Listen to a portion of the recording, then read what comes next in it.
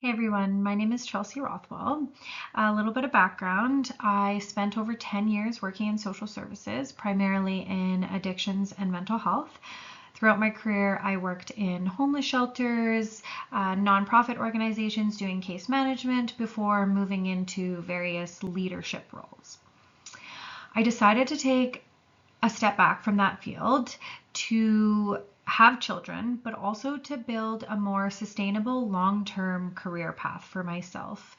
Though I really loved working frontline and social work, it is a very challenging job, rewarding but challenging. So I'm currently at home off with my second baby. I recently upgraded my education and now I'm working on a business diploma with a focus on marketing. Although, if I'm being totally honest, my real interest is in sales, not so much marketing. I've always had a really natural ability to connect with people, to build rapport and trust with people, and to communicate. So, whether that's advocating for clients or presenting solutions to them, I feel like a lot of my skills are quite transferable, and sales would be a really good fit for me.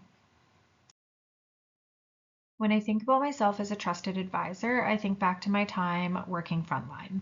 My entire role was based around building trust and rapport with a very untrusting and vulnerable population. I needed them to trust me so that I could support them effectively. I needed to assess complex needs, navigate systems, and advocate for resources like housing, income, and healthcare. For example, I worked with clients who were facing multiple barriers: mental health challenges, physical health conditions, addictions, homelessness. In those situations, I needed to be both compassionate and strategic. I needed to help them create realistic plans while also holding them accountable for their actions. Benevolence has always been at the core of my work. I genuinely believe that every person deserves access to basic human rights like housing and food. I built my career around advocating for those principles. Supporting clients wasn't about personal gain. It was about ensuring that they had the resources and opportunities that they deserved as human beings. There were many moments where I went above and beyond my job description to help people succeed, whether that meant supporting staff through difficult personal situations or really tough cases, or advocating for clients who had exhausted all community resources and they ended up at my desk looking for housing as a last option. This is also a huge part of why I inevitably had to step away.